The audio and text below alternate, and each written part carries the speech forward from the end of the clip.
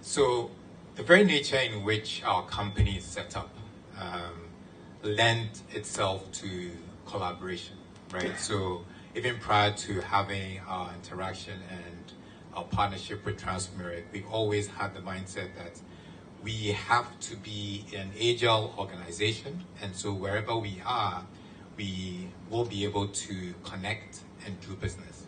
As I mentioned, if we are going to be competing in the global world, it means that we have to connect with global partners. So our very structure, from the governance all the way down to when we're collecting money from our clients, requires that we have touch points in locations away from what's referred to as our home office. So on our government level, where we have boards of directors, they could be in London, they could be in Nigeria, right? And we'll have to keep thinking and talking about how we will work on the strategy and execution of the things that we have in place.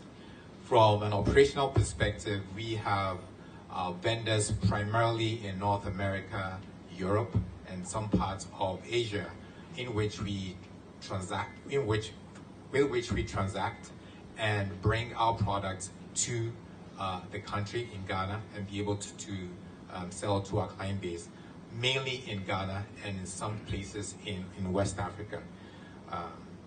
In order for us to collaborate on the operational level, we also need to have our sales and service engineers with the right tools, right, to be able to connect with folks in the companies such as supply chain, marketing, and the likes, such that whenever we have any queries or questions or ways in which we can collaborate in is a sound way, it makes it very easy. And so we're very fortunate that when we transition from our legacy systems to Microsoft that has Teams, it made the process even a lot more seamless. And so collaboration then took off exponentially. And we were fortunate to have been ahead of the pandemic, because we started implementing all these tools in 2019.